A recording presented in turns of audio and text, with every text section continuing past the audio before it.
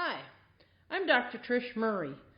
I am an osteopathic medical doctor and have been practicing medicine for 15 years in the beautiful White Mountains of New Hampshire.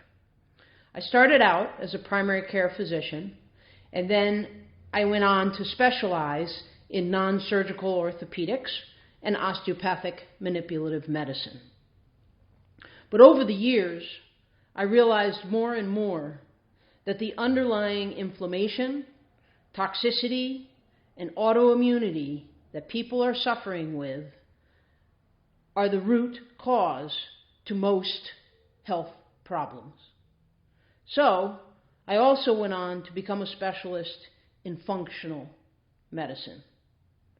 My website is www.tmurraywellness.com, and I encourage you to go to my website.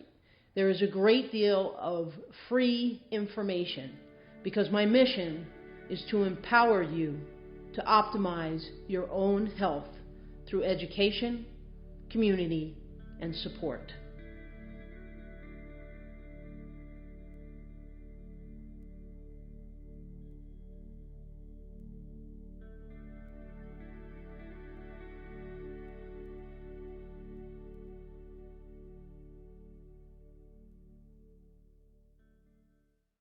Hi there, folks. Welcome to this talk on scientific research to support medicinal mushrooms.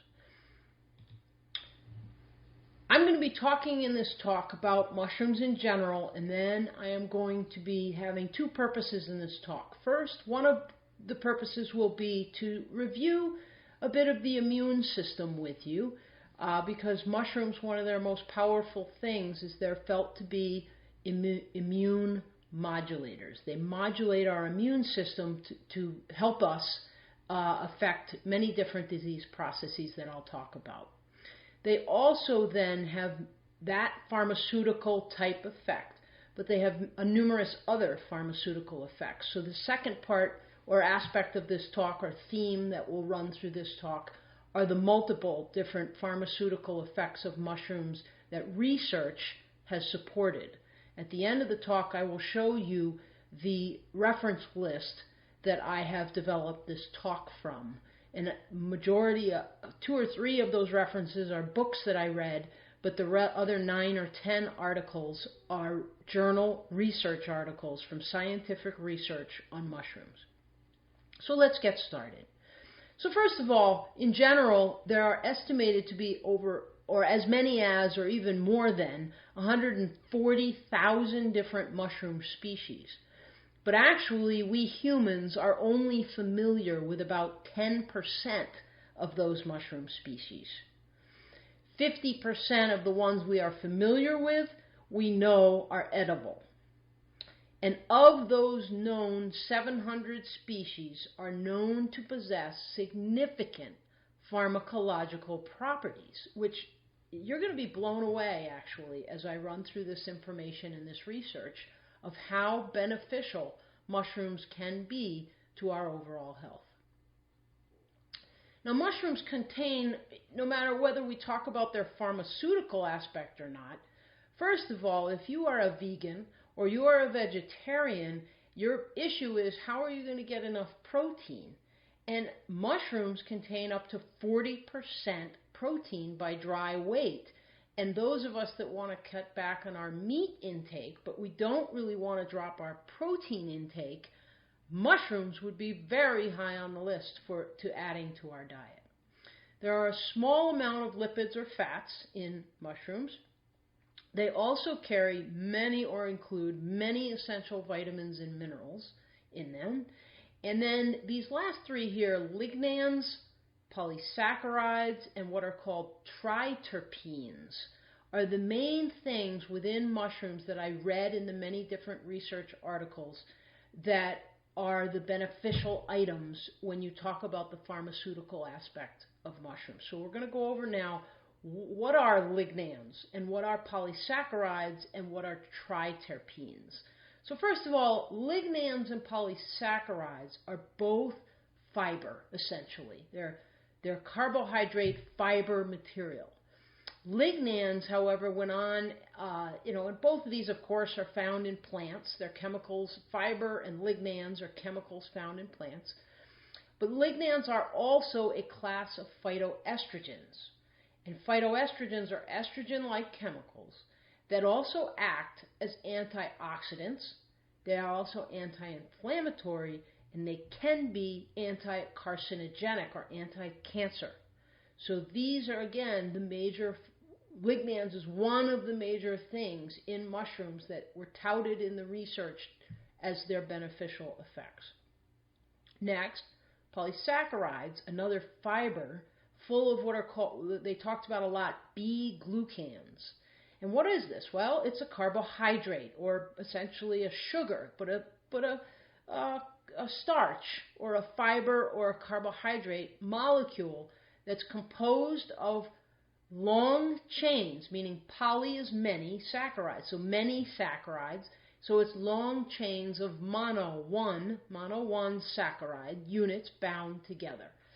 So these lignans and polysaccharides are both fibers. They're also both soluble fibers. Now, why is that important? So important because soluble fibers bind to bile acids in the small intestine. Bile is produced by your gallbladder and put into your gastrointestinal tract, or the intestines, the small intestines. And what happens is soluble fibers will bind to these bile acids, and bile acids are fats. And they make them less likely to then be absorbed into the bloodstream or into your body. And this, in turn, lowers your cholesterol level in your bloodstream because lipids or fats are cholesterol. So there's your mechanism of decreasing cholesterol with the use of soluble fibers, whether they be mushrooms or even oatmeal. Another effect is that soluble fiber also decreases or attenuates the absorption of sugar, which therefore reduces the sugar response after eating. So your insulin doesn't have to go up as high. You don't absorb as much sugar into your bloodstream. So if you are a diabetic or if you have metabolic syndrome, you absolutely should be considering increasing your fiber, and mushrooms are an excellent source of that. Finally here, this third mechanism that's discussed at the very end of this slide is once fermented in the colon. Now remember, when you eat fiber, we do not, in our intestines, break down fiber well. What happens is the fiber passes through our GI tract and gets to our colon. And it's the bacteria that we live in friendly relationship with in our colon that actually either ferment or, the same term, digest these fibers in our colon. And when they ferment or digest these fibers in our colon, those bacteria then produce short-chain fatty acids as a result of that fermenting process. And this feeds the cells. The short-chain fatty acids they produce feed our cells that line our intestines. We've talked about this before in other talks, but this is a really important point. Now, triterpenes, this third one, comes from either animals, plants, or fungi. Fungi meaning mushrooms. All create triterpenes that form the basis of almost all steroids. So again, the immune system is going to be affected as well as our structure. So now, let's talk about these pharmacological potentials of mushrooms. And the very first one we're going to talk about, and the one that was touted the most in all of the books I read and all the research so far that I've been reading, is number one, the immune modulating properties of mushrooms. Let's read this quote. The therapeutic effects of mushrooms, such as anti-cancer activity, suppression of autoimmune diseases, and allergies, have been associated with the fact that they're able to modulate our immune system.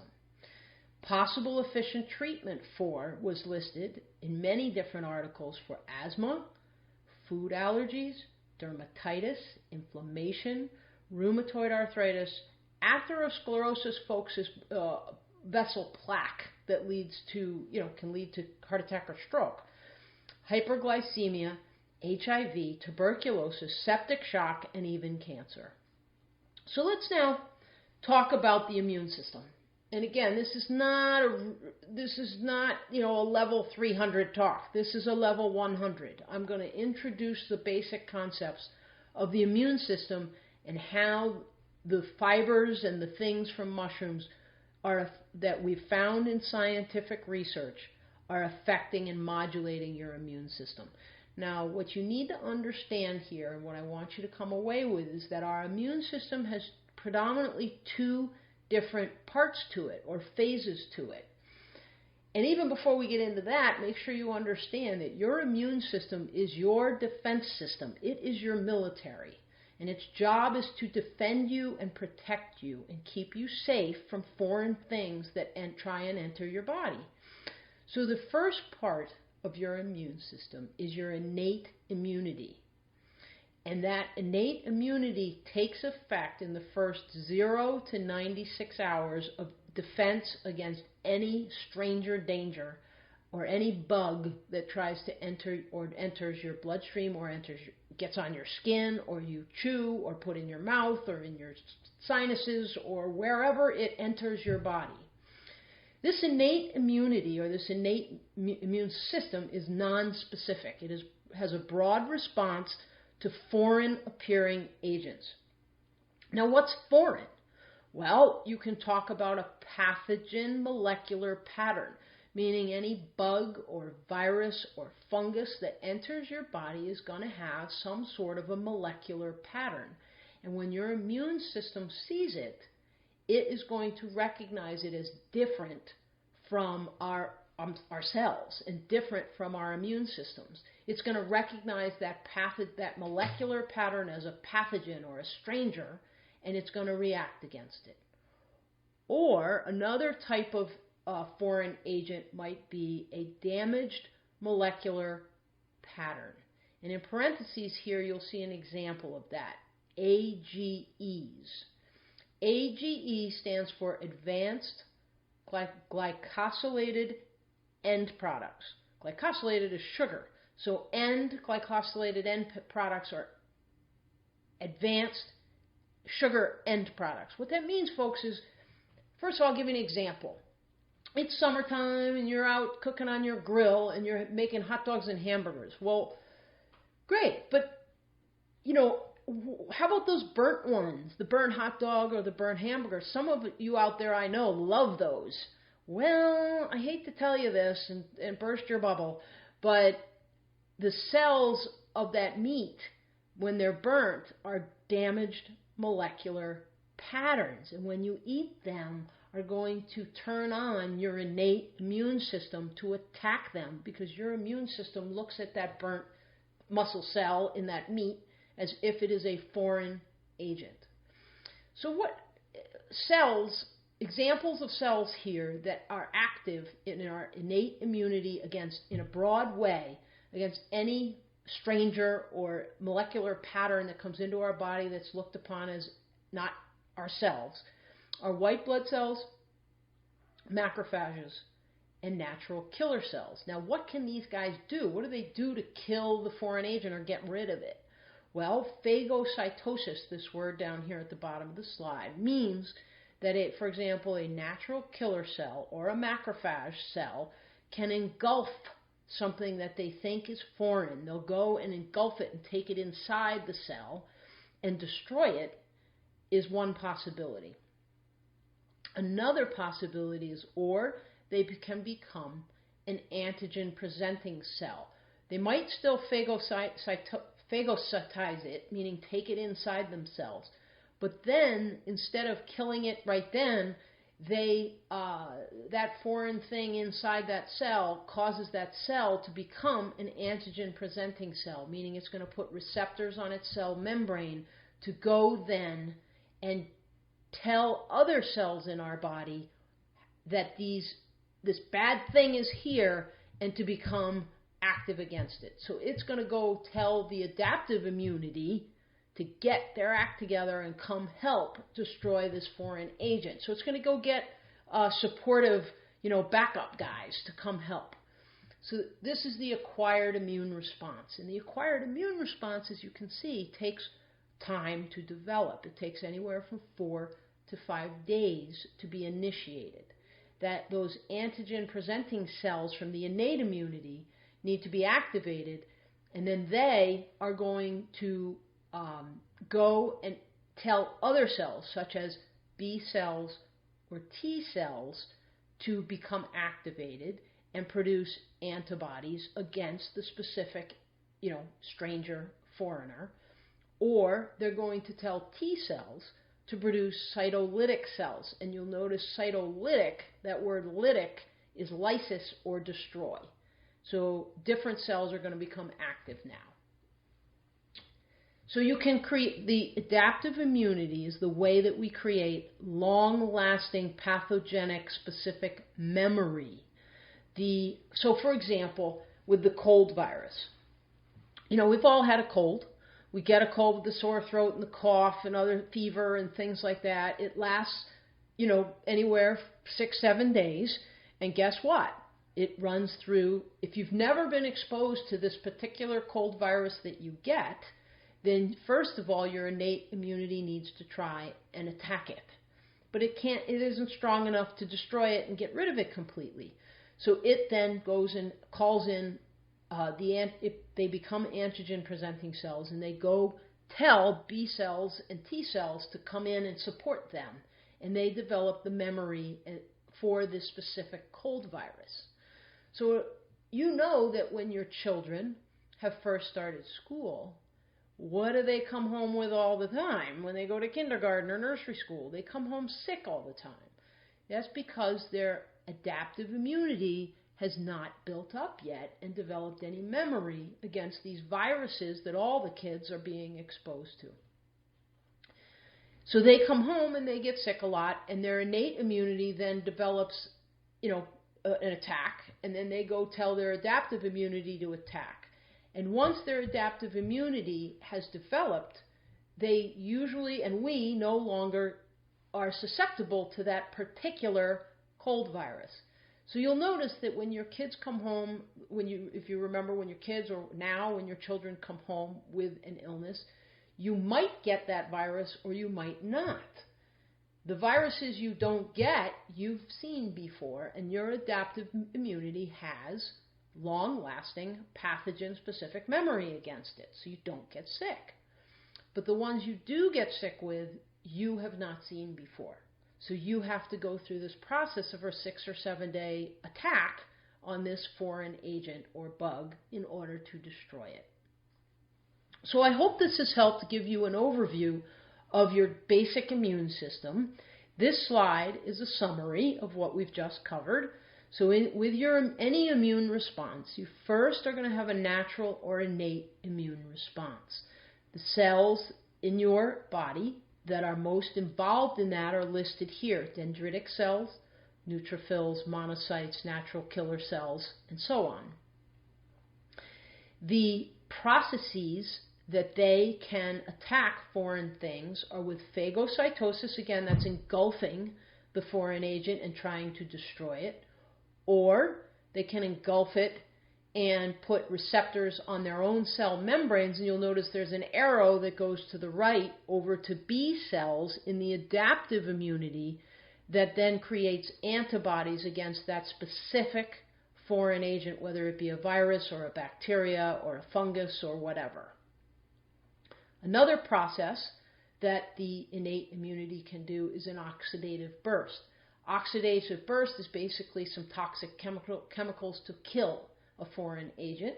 And then finally, the process here with cytokine production. We produce cytokines that also then go to the specific adaptive immunity to as a signal to T cells, and the cytokine production tells macrophage activation, so that basically T cells can then go after foreign agents and lyse them or destroy them. Okay? So now, let's get back and look at how the mushrooms or the medicinal fungus has an effect on different invasive things, or how it modulates our immune system. So one study talked about medicinal fungus water extract. And basically at the top point here, it consisted of multiple different tinctures from different mushrooms. The turkey tail, the shiitake, the reishi are the three that were talked about in many, many different research articles. The dose of this particular tincture that's listed here for you was 400 milligrams per kilogram in people. And this extract was found in the study to possess the ability to activate, again, natural killer cells in your innate immunity to either directly kill tumor cells, such as cancer cells, or to induce natural killer cells to secrete cytotoxic agents to elicit apoptosis of tumor cells. So let's talk about apoptosis. Apoptosis is when any cell in your body, whether it be a tumor cell or whether it be one of your natural cells in your body that's not cancerous, live out their life and die naturally. Meaning when a cell turns over or dies, that term, apoptosis, is the term for that process. But what this is saying is that the natural killer cells can secrete cytotoxic agents to elicit the death, apoptosis, of cancer tumor cells. So these two things are showing you how the mushrooms and the different agents within the mushrooms can cause your immune system to start destroying tumor cells or cancer cells. To continue this discussion, polysaccharides bind to innate immune cell receptors. They're called toll-like receptors, which activate again, and this is a review for you now. Number one, phagocytosis by macrophages and natural killer cells in the innate immune system. Or two, activate dendritic cells, which then become antigen-presenting cells, which lead to the activation of your adaptive immune response. So another pharmacological effect of mushrooms is antimicrobial effects. A microbe is a bug, like a bacteria, or a virus. So again, your immune system is attacking these things. So which mushrooms were very effective in the studies I read to help you against bacterial or viral infection? From an antibacterial perspective, reishi, artis conch, and shiitake were the top ones that were discussed. And some of these even showed inhibition of what's called MRSA, or methicillin-resistant Staph aureus. Folks, methicillin-resistant Staph aureus is a bug that is resistant, has become resistant to just about any antibiotic. So to know that these different types of mushrooms would help you inhibit or become resistant for yourself against this bad bacteria, that's awesome information if your immune system is at risk. Antiviral mushrooms, again, reishi, but also chaga, turkey tail, shiitake, and maitake. These showed effect against herpes simplex virus, influenza, very, very common. Herpes simplex virus can be when you get the blisters on your lip, or like a cold virus, or you can also get them genitally, and even showed effect against HIV. I mean, that's amazing. Now let's talk about another pharmaceutical effect of mushrooms, and that's the anti-cancer effect. Now, what I learned also throughout my research, and I want you to know, is that first of all, in the Asian countries such as China, Japan, Korea, and other East Asian countries, that is where a majority of the research on the medicinal aspect of mushrooms has been done. They've been using for over 30 years medicinal mushrooms in adjunct treatment of cancer. So that's where a majority of the research information is from. And they have found over many years of research that mushrooms exert anti-tumor activity by stimulating, again, these hosts' defense or immune mechanisms. They talked the most about the following mushrooms: maitake, which has MD fraction in it, shiitake, birch polypore, and turkey tail, which has PSK, or what stands for polysaccharide K, oyster mushroom, chaga, and reishi. So what types of things did they find? First of all, stomach and colon cancer. They found that these mushrooms increase survival time and quality of life compared to those treated with chemotherapy alone. Again, this can be an adjunct. You can use mushrooms along with chemotherapy, and they've been found to be safe. Reishi mushroom was found to suppress cell adhesion, so the cells adhering to and cell migration of highly invasive breast and prostate cancer cells. Continuing with a different aspect of the research on anti-cancer, MD fraction from maitake mushrooms, the method in which it works, it appears to repress cancer progression and primarily exerts its effects by stimulating, you've seen this before in our talk here, natural killer cell activity to destroy the tumor. This maitake and MD fraction has been approved here in the United States by the FDA as an investigational drug to conduct phase 2 pilot study on patients particularly with advanced breast and, again, prostate cancer. Further anti-cancer information. Polysaccharide K, or that in parentheses there PSK, and polysaccharide peptide, which is PSP, both are derived from derivatives of turkey tail mushroom. Has again been used in cancer treatment in Asia for over 30 years. It's been used in adjunct treatment of gastric, esophageal, colorectal, breast, and lung cancers.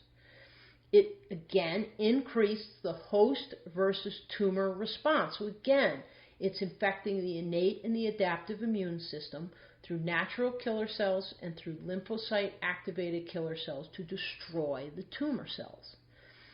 Inhibition of tumor cell proliferation ranged anywhere from 22 up to 84% by increased cell cycle arrest and apoptosis, again causing natural death of the tumor cells. This mushroom derivative had anti-metastatic effects, inhibiting enzymes that promote the spread of the cancer.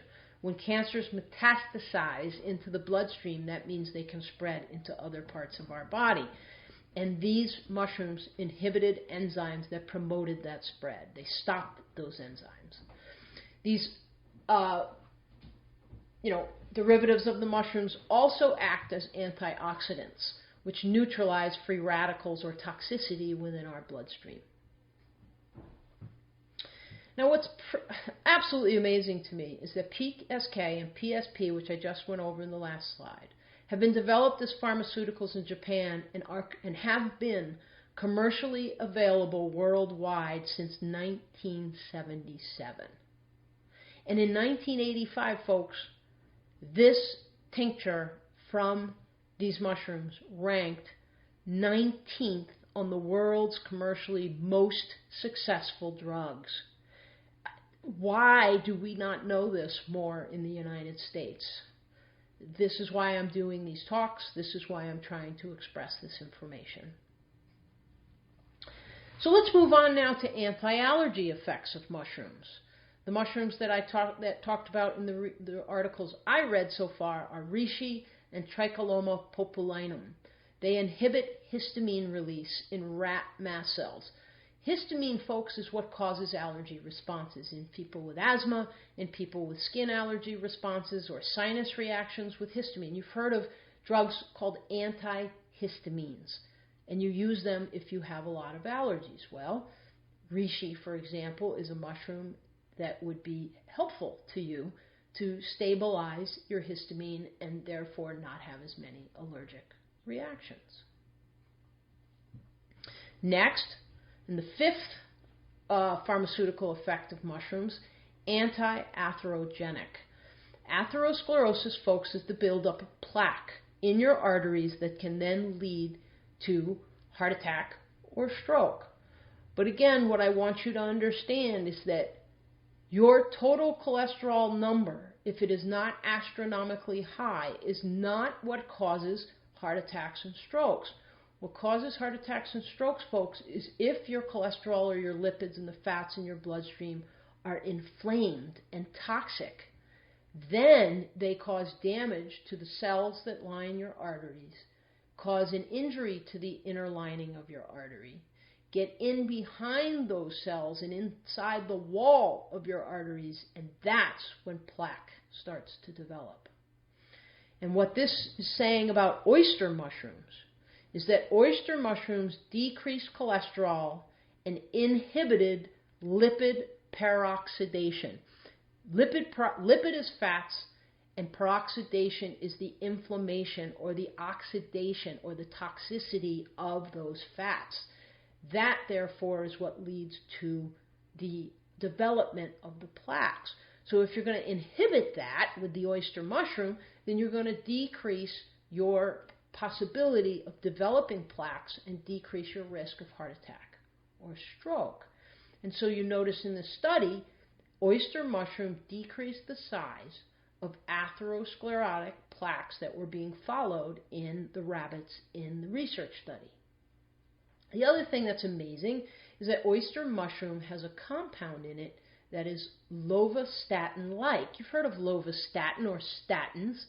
Statins are the most common prescribed medication for people with high cholesterol or high triglycerides. Oyster mushrooms naturally have a lovastatin-like compound in them. So that's an effect of how they can be atherosclerotic, meaning anti-atherogenic or anti-atherosclerotic. Reishi, shiitake, and maitake mushrooms are also anti-cholesterol or anti-atherosclerotic. They act as antioxidants. They inhibit platelet aggregation, meaning keeping your blood thin so you don't build up plaques. They inhibit LDL oxidation or inflammation. Again, that's what really causes plaques, so they inhibit that. They block the monocyte adhesion to endothelial cells. Your endothelial cells are the cells that line your arteries. So they block the damage, or the cells that are going to cause damage and adheres to those cells and cause damage. They block that. And they inhibit cholesterol absorption as fiber by binding to the bile acids, which we talked about in the very beginning of this talk. The sixth pharmaceutical effect of mushrooms is hypoglycemic or lowering blood sugar.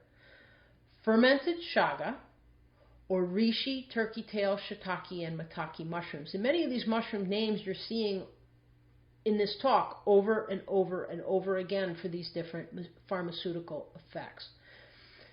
In the studies that I read on these mushrooms, they not only did they decrease someone's appetite and decrease the overall food intake, they also increased their serum insulin levels and decreased their overall blood sugar levels or glucose levels. One of the example studies had 71 patients with type 2 diabetes, which is adult onset diabetes.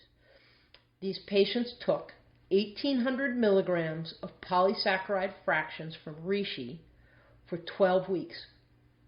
And they demonstrated statistically significant reductions in postprandial, as after eating, glucose levels compared to those that did not take any of the reishi fraction.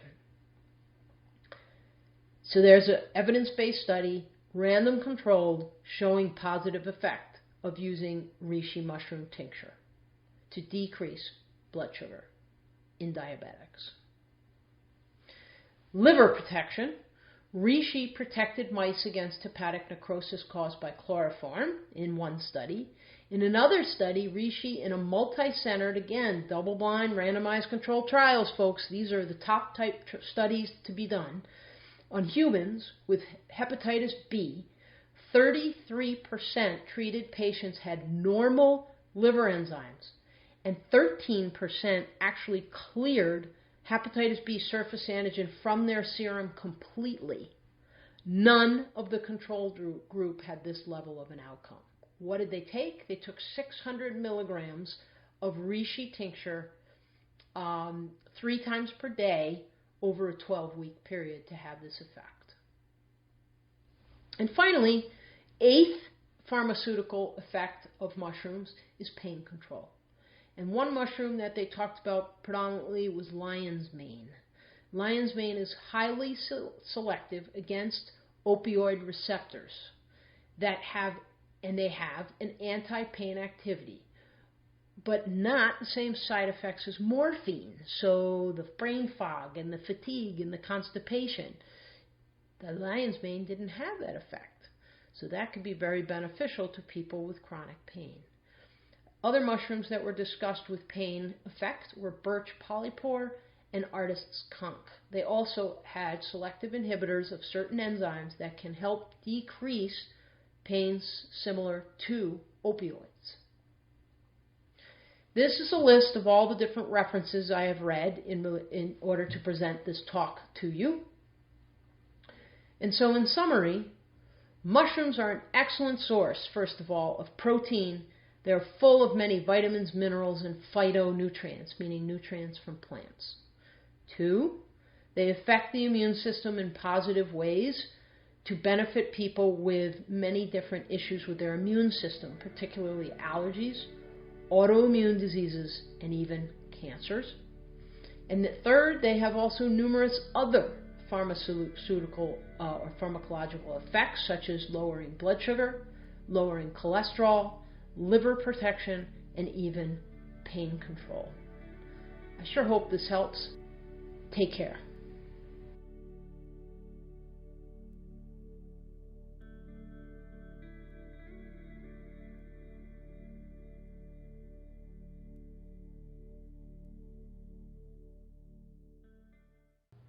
So I hope this podcast has empowered you to optimize your health, because that truly is my mission, to help educate people so that you can learn more and more how to find your way to health and wellness and feel as optimally healthy as you possibly can. Please go to my website and learn much more about the information you need and about the services we offer at my office. It's www.tmurraywellness.com.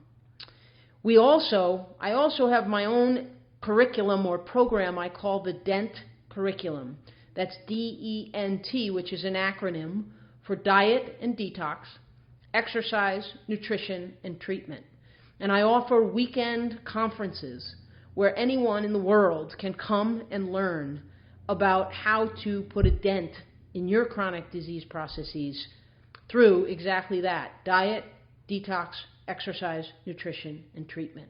So again, please go to my website, tmurraywellness.com, or give my office a call at 603-447-3112 and learn more.